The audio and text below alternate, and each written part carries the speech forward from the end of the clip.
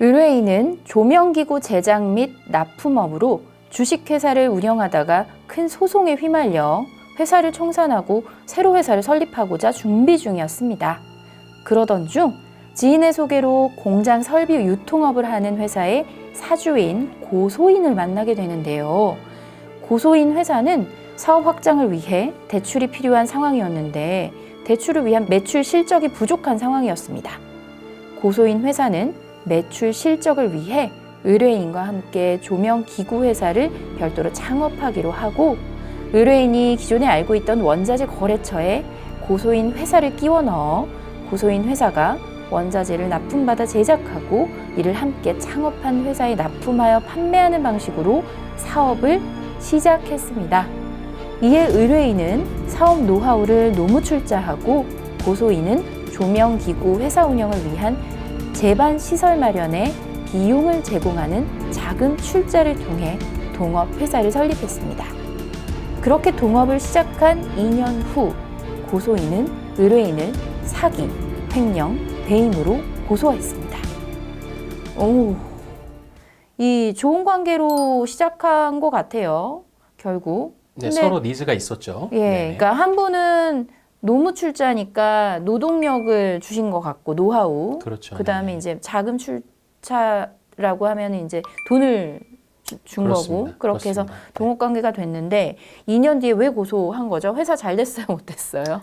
자, 이 경우는 잘 안 됐어요.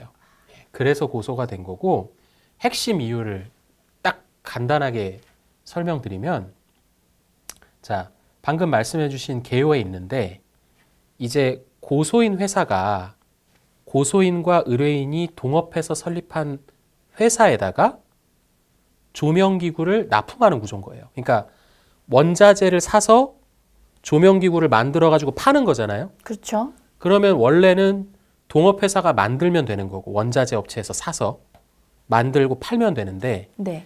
이 원자재 업체하고 동업회사 사이에 고소인 회사를 끼워주기로 하는 별도의 특약이 하나 더 있는 거죠. 왜냐? 고소인 회사는 매출이 필요하니까 요 사이에 넣으면은 매출 실적이 생기잖아요. 그죠? 자, 그런데 왜 고소했냐? 원자재 업체한테 고소인 회사가 자재를 사겠죠. 고소인 회사는 동업회사한테 이거를 팔겠죠. 그러면 동업회사는 이걸 팔아가지고 팔고 남은 돈, 팔아서 생긴 돈으로 각 이제 계속해서 그 대금을 지급해주는 이런 구조가 돼야 되는 겁니다. 결국 여기서 문제가 없으려면 이 동업회사에서 조명기구를 잘 팔아야 돼요. 못 팔면 대금을 못 내려주잖아요. 돈을 못 주죠. 그렇죠. 그러면 어떻게 되겠습니까? 고소인 회사는 이미 원자재를 샀잖아요. 네. 근데 판매를 못하니까 동업회사가 돈을 안 주잖아요. 네. 그러면 고소인 회사는 원자재 업체한테 소송을 당할 수도 있겠죠. 왜? 원자재 값 왜 안 주냐. 이렇게 될 거 아닙니까? 부도 나는 거죠. 그렇죠. 그러니까 엄밀히 말하면 고소인 회사의 사주였던 그 동업자 중에 고소인은 이 동업회사가 잘 되고 안 되고 보다도 사실은 고소인 회사에 손해가 발생한 게 너무 화가 났던 거예요. 근데 사실은 자기가 끼워달라고 한 건데 그러네. 자기가 끼워달라고 한 거지만 대출이 안 돼서 어쨌든, 매출 실적이 그렇죠. 필요해서 껴달라고 한 건데. 어쨌든 자기 회사, 자기의 피 같은 이건 완전 내 회사니까 요게 손해가 나니까 사실은 이게 요 손해 메꾸는 게 목적이지만 요 거래 관계에서는 형사 책임을 물을 수는 없어요. 민사적으로 대금 내놔라 이건 되지만 그러니까 소위 말해서 이 사람을 압박하기 위해서 의뢰인을 압박하기 위해서 형사를 건 거죠. 동업 민사로는 관계라고 하고. 눈 하나 깜빡 안 할 것 같으니까. 네. 그래서 형사로 건 거예요. 이게 고소한 사실은 핵심 이유였던 겁니다. 야, 이 참 구조가 복잡하네요. 어쨌든. 네네. 근데 이제 고소하신 분도 결과적으로는 욕심이 있으셔서 네네. 대출도 안 되고 하니까 이제 숫자를 만들기 위해서 그런 관계를 그렇죠. 만드신 건데 네네. 결과적으로 이 스모킹건 보기 전에 결론이 궁금해요. 자, 결론은 어떻게 된 거죠? 자, 당연히 이제 저희 의뢰인이 고소를 당하셨잖아요. 그죠? 의뢰인이 고소를 당하셨고 저는 그러면 이 의뢰인은 피의자고요. 피의자를 변호한 거지 않습니까, 저희가? 네. 그러면 이제 제가 이 사건을 소개해 드린 이유는 당연히 잘 방어를 했기 때문이기 때문에 예, 모두 다 죄명 3개 다 무혐의가 됐습니다. 그리고 죄명 3가지. 예, 사기, 횡령, 배임이죠, 아, 그죠? 사기, 횡령, 이게 배임. 고소 금액이 무려 20억입니다. 20억. 아, 금액도 어마어마하네요. 네, 20억이에요. 그래서 제가 이제 이 사건을 소개해드린 이유는 이 각각의 혐의들이 동업관계 형사 분쟁에서 꽤 볼 수 있는 그런 유형들이에요. 그래서 전형적인 유형이다. 그렇죠. 어떻게 보면 이제 세트로 묶였다. 그래서 물론 잘 변호해서도 있습니다만 그래서 뭐 묶여 있으니까 여러 가지를 말씀드릴 수 있겠다 해서 제가 선정을 한 거고요. 네. 각각 한번 말씀을 드려볼게요. 네, 마음은 일단 안심을 좀 하고. 아, 그럼요. 네, 네, 안심이 하나씩. 됩니다. 저도 안심이 됩니다. 네, 그러면 네네. 첫 번째 스모킹건부터 살펴볼까요? 네네. 자, 일단 각각의 그 혐의가 뭔지를 일단 봐야 되잖아요. 그러니까 물론 이거는 이제 저희 입장에서는 다 고소인이 어떻게 보면은 억지로 지어낸 말이다라는 입장이죠. 하지만 고소인의 논리는 이거예요. 뭐냐면 자, 사기는 뭐로 한 거냐면은 우리 의뢰인분이 처음에 동업 제안을 할 때 이 고소인한테 사업 구조 같은 걸 설명한 게 있었어요. 예. 뭐 이거를 그냥 간단하게 이렇게 손으로 쓴 게 아니라 뭘 이렇게 프린트아웃해서 보여줬더라고요. 거기에 보니까 사업 구조가 어떻게 되고 막 이런 것들이 다 나와 있고 수치적으로 표 같은 게 있었어요. 거기 보니까 예상 매출액과 수익금이 좀 구체적으로 나뉘어서 적혀 있었거든요. 그러니까 이제 고소인 입장은 이거예요. 이렇게까지 보여주니 딱 맞진 않아도 요 정도는 나올 거라고 내가 믿으니까 선뜻 자금 출자를 한 거 아니냐라는 거죠. 그런데 사실은 너무 매출액이 안 나왔거든요. 그러니까 네가 이렇게 구체적인 자료까지 나한테 제시하면서 속였다. 아무 근거도 없지 않냐. 네 맘대로 만들어낸 거 아니냐. 그러니 나에게 그러한 자료, 나를 속이는 자료를 제시해서 부풀려진 매출액 수익금으로 날 속였다. 그러니 사기다. 너무 근거가 명확한데 그러면요? 자, 그래 보이시죠? 그래 네. 보이시죠? 자, 그게 일단 5억이었어요. 그러니까 처음에 자금 맨 처음에 투입된 게 다 합쳐서 5억을 투입했어요. 왜냐면 그 고소인분은 사실은 돈은 어느 정도 있었습니다. 돈은 어느 정도 있었는데 사실 사업을 더 크게 하려고 대출을 받으려던 거다 보니까 이 사실 종잣돈을 여기다 넣은 거죠. 예, 그렇게 된 거였어요. 왜냐하면 이거 잘 되면 뭐 대출은 훨씬 더 많이 받을 수 있으니까 5억은 아무것도 아니라고 생각을 한 거죠. 자, 그렇게 됐고 횡령은 그럼 뭘 가지고 시비를 걸었냐? 자, 이제 동업회사를 한 2년 운영했잖아요. 근데 이제 계좌 내역 갖고 와보라고 했겠죠. 사업이 잘 안 되니까. 그래서 계좌 내역을 이렇게 보니까 현금으로 뽑은 게 있네. 자, 현금으로 뽑은 거 전부 횡령. 이게 하나 있고. 아, 그때 예. 회계장부를 잘 정리 안 하셨나 보죠? 아니요, 이건 이제 고소인 쪽에서 의심을 한 거예요. 아, 의심. 근데 사실 의심이라기보다 그냥 트집을 잡았다고 생각이 들어요. 야, 현금 이렇게 뽑은 거 보나마나 근거 없겠지 이렇게 생각한 것 같아요. 그 다음에 누구 개인 이름으로 막 몇 천만 원씩 가요. 오. 그러니까 횡령 의심하는 아닌가? 거예요. 이것도 뭔가 짜고 쳐가지고 회사 돈을 빼돌린 거 아니냐. 그렇게 해서 그렇게 크게 두 가지. 현금 뽑은 거, 개인 이름으로 간 거. 네네. 요게 한 7억 됐어요. 이거 다 오. 횡령이다. 라고 고소를 한 거죠. 돈이 크네요. 아, 네. 이 회사가 규모가 좀 있었나 봅니다. 네네네. 네. 사실 어떻게 보면 고소인이 조금 손이 크신 분이었던 겁니다. 아, 그렇구나. 네, 그렇게 볼 수 있고. 그 다음에 이제 배임은, 이제 의뢰인분이 원자재를 매입해가지고 파셔야 되잖아요. 그죠? 근데 고소인 주장은 뭐였냐면, 야, 어느 정도 매출 추이와 이런 걸 좀 보면서 팔릴 만큼만 원자재를 매입을 해야지 원자재를 너무 많이 매입을 했다는 거예요. 그래서 뭘 생각했냐면 이거 원자재 업체 어차피 다 고소인 쪽 사람들도 아니고 의뢰인 아는 원자재 업체고 하니까 거기랑 뭔가 짜고 쳐가지고 부당하게 원자재 많이 매입한 거 아니냐. 그래서 이 회사 손에 입힌 거 아니냐. 원자재 회사하고는 뭔가 있는 거 아니냐. 그러니까 배임이다. 이 동업회사에 손실을 끼쳤다. 원자재를 과다 매입해서. 전부 다 성립이 될 것 같아요. 그렇죠. 말만 들으면 그렇죠. 네네. 예, 그러니까 이 고소 주장 자체로 일단은 이 말이 맞다면은 범죄입니다. 범죄 네, 같아요. 이 말이 맞다면. 네. 자, 어떻게 변호를 했을까요? 네. 네, 이제 각각의 스모킹건을 이번에 먼저 한번 다 말씀드려 볼게요. 네네. 왜냐면 이게 사안이 이렇게 복잡하니까 스모킹건부터 말씀을 드려야 될 것 같아요. 첫 번째 스모킹건. 자, 사기건에 대한 스모킹건은 자, 그 증거 딱 찍어서 말씀을 드리면은 의뢰인이 아까 원래 처음에 좀 사업이 갑자기 망해가지고 폐업을 했다고 했죠. 네. 그 폐업한 회사의 재무제표가 이 무혐의를 받을 수 있었던 핵심이었습니다. 오. 왜 그랬냐면 폐업을 하기 그 직전에는 당연히 안 좋았을 거예요. 근데 그 전에 사업이 정상 운영되고 있을 때의 매출액과 수익액을 보니까 의뢰인이 고소인한테 처음에 설명했던 그 액수하고 아주 큰 차이가 안 나요. 그러니까 의뢰인 입장에서는 나는 사업이 잘 되려고 이거 하는 사람이고 해봤고 숫자 이력도 있고 이게 가능했고 실제로 내가 이렇게 벌어봤지 않느냐. 그치. 그러면 나도 앞으로 이 사업을 하면 벌 수 있다는 어느 정도 당연히 기대와 그리고 근거가 있는 거 아니냐. 그래서 난 이걸 제시했다 해서 수사관이 그럴 수도 있겠다 해서 요거는 비교적 쉽게 혐의를 벗었습니다. 오. 네네네. 다음. 자, 요거는 좀 제가 간단히 말씀드린 거 최대한. 그 다음에 이제 횡령은 제가 아까 처음에 도입부에도 말씀드렸지만 결국 뭐가 제일 중요하다? 회계장부. 맞습니다. 예. 회계장부예요. 회계장부. 그래서 이제 이 사건 같은 경우에도 회계장부가 기본적으로는 제일 중요했습니다. 자, 그런데 제가 아까 말씀드렸잖아요. 두 가지가 있다고. 하나는 현금으로 출금한 게 있고 하나는 개인에게 엄청 많이 개인에게 나갔다면서요. 많이 간 게 있다고 말씀드렸잖아요.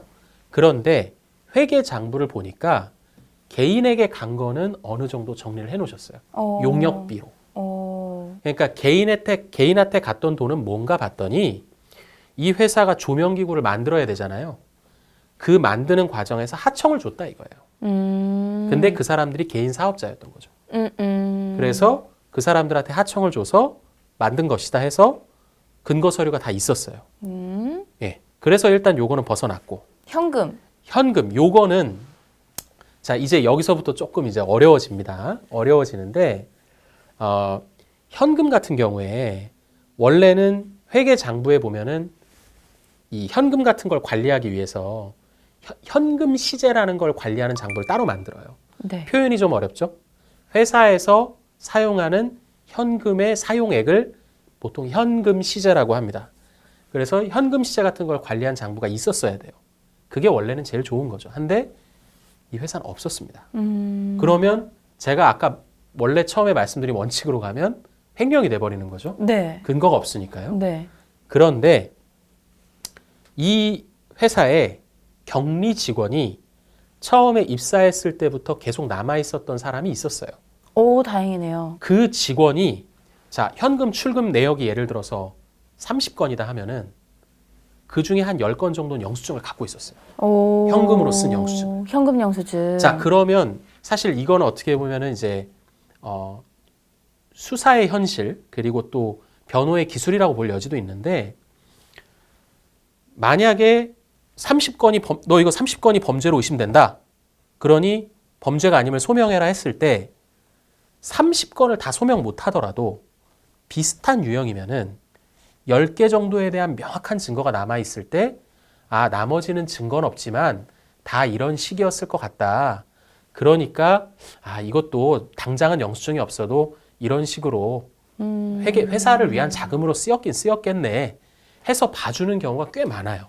그러니까 약간 신뢰를 줄 수 있는 근거 그렇죠. 자료가 있으면 그렇습니다. 그 과거에 대비해서 맞아요. 신뢰를 계속 부여받을 수 있다는 거잖아요. 맞습니다. 수사관 누구 만나느냐 중요한 거 아니에요? 사실 이 부분은 요거는 조금 말씀드리기 조심스러운 부분이에요. 왜냐하면 이제 이렇게 말씀을 드리면은 만약에 변호사님이 말씀하신 대로 했는데 유죄라는데요 하면은 마치 수사관이 나쁜 사람이다라고 오인하실 수가 있는데 이거는 저희가 봤을 때는 사실 명확한 기준이라는 게 존재하기는 어렵습니다. 그러니까 어떤 것이 범죄가 입증된 어느 정도면 증명이 되고 어느 정도면 증명이 되지 않았다라고 보는 거는 수사관마다 혹은 검사마다 혹은 판사마다 다 조금씩 다를 수가 있어요. 그래서 변호사를 잘 선임해야 되는 거네요. 맞습니다. 어쨌든. 네네네. 그래서 네. 이 사건에서는 회계장부에 용역비와 관련된 개정 내용이 있었고 그리고 현금 입출 내역 관련해서는 비록 현금 장부는 없었지만 천만 다행히도 이 격리 직원이 퇴사를 안 했기 때문에 그 직원이 가지고 있었던 일부 영수증 요걸로 소명이 됐습니다. 그래서 횡령 부분은 혐의 없음 된 거고요. 마지막 스모킹 건도 궁금합니다. 배임 관련 어떻게 보셨어요?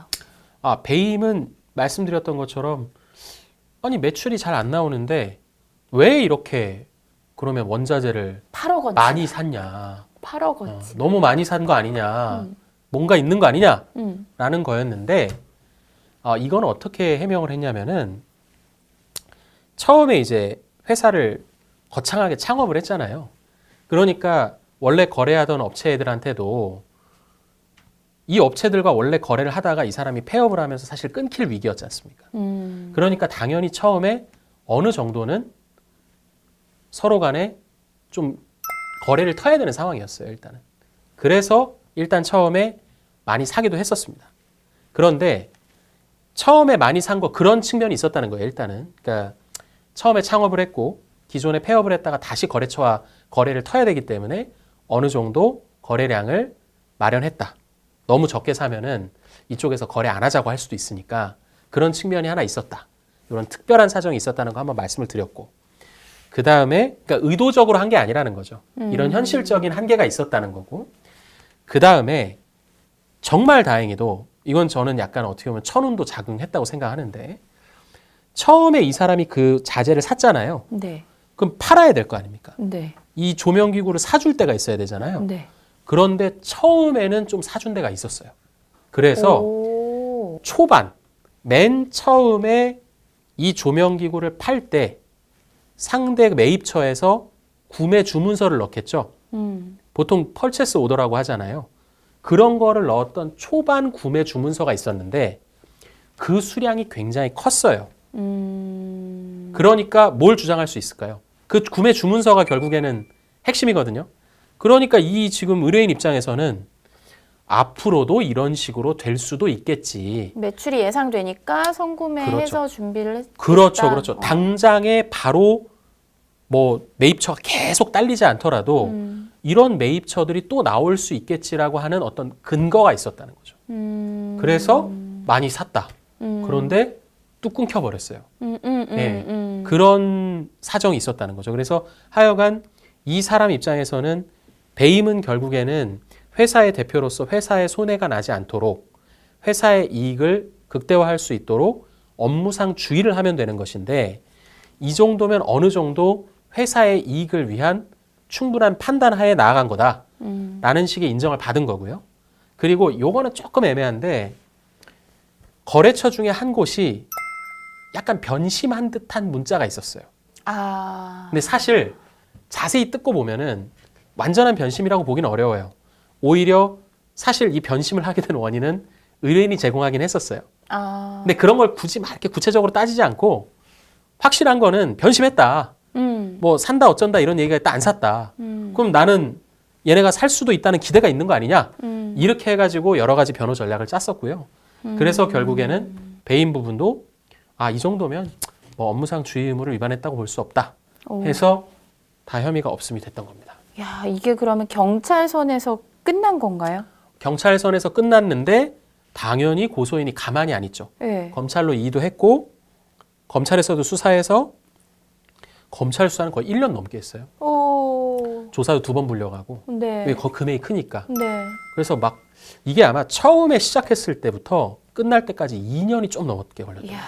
너무 오래 시달렸습니다. 그 검찰에서 혐의가 없다고 된 건가요? 맞습니다. 그러니까 최종적으로는 검찰에서 불기소 처분이라는 걸 해줬죠. 네. 아유, 참 힘들었겠네요. 그렇게 됐습니다. 자, 그리고 이 사건에 좀 특징이 있었다고요? 네. 요건 이제 이 어떤 사건의 어떤 결과하고 조금 별개로 이 사건의 이제 특징적인 부분이 하나 있었고 이게 아마 이제 형사 사건을 대하실 때도 고려 요소 중 하나이기 때문에 말씀을 드릴게요.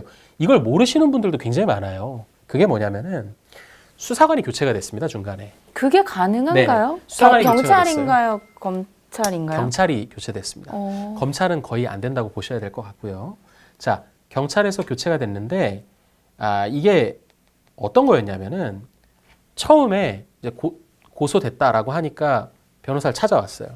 그래서 이제 선임이 되고 저희가 선임한 다음에 보통 바로 수사관한테 전화를 드리거든요. 네.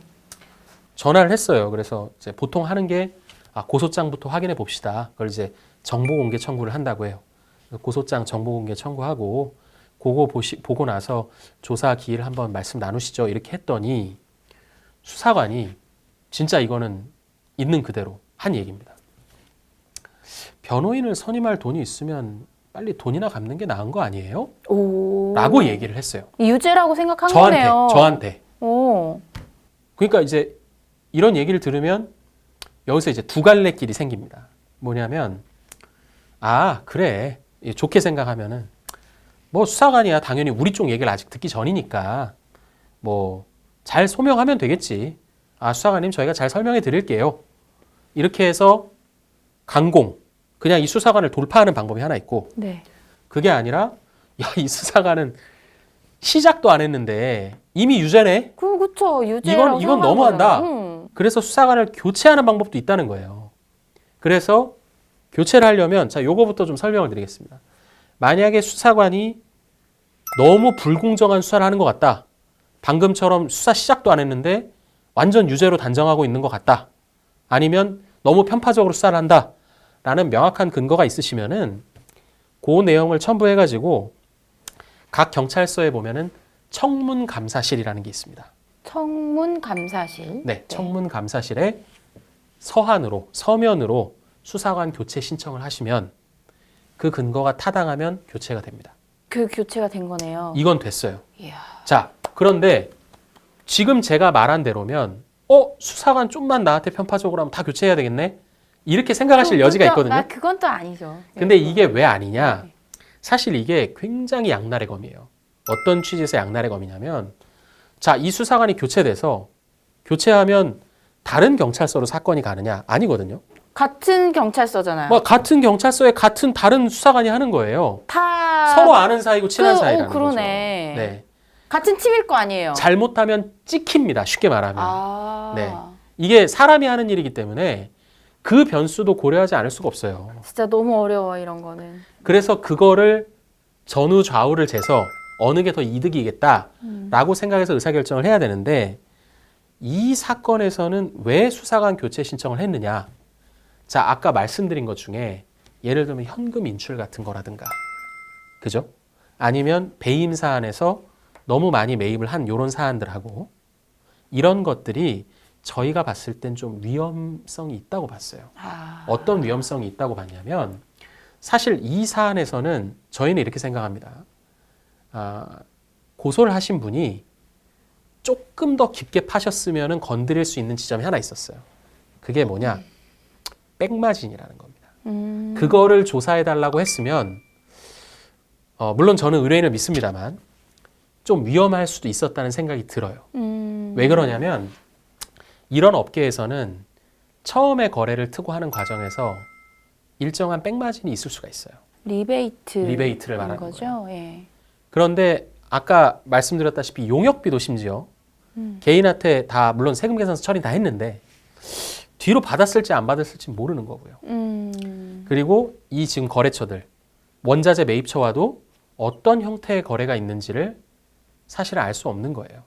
그래서 이 부분을 만약에 리베이트 백마진으로 해서 조금 더 다른 각도로 공격을 했다면 어떻게 될지 모르는 거였고 네. 저희는 그런 리스크도 있다고 봤어요. 왜냐하면 보통 처음에 고소하고요. 고소 사실 추가하는 경우도 있거든요.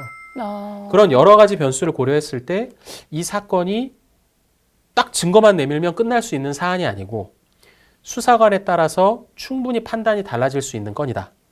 그렇기 때문에 이 사건은 이미 유죄로 생각하는 사람을 설득하기는 어렵겠다. 그래서 교체 신청을 한 겁니다. 야. 그런데 딱 맞아 떨어진 거죠. 그래서 수사관이 아예 이거는 경찰 단계에서도 혐의 없다고 해줬었어요. 저희 이제 조명기구만 보면 여기도 지금 조명 많은데요. 조명기구만 보면 이 사건 생각날 것 같아요. 첫 번째 에피소드 정말 이 어마어마하네요. 수사관 교체까지 생각한 정말 그 리스크를 지고서 이제 2년을 끌고 간 이 사건이 무죄로 아니죠. 무혐의로 정리가 깔끔히 됐습니다. 종결이 됐습니다. 네. 예, 첫 번째 에피소드 잘 들어봤습니다. 네. And I'm missing you so bad. Gone away. more. Every show I go before, I need to hear that voice. Cause right now feels like it's been so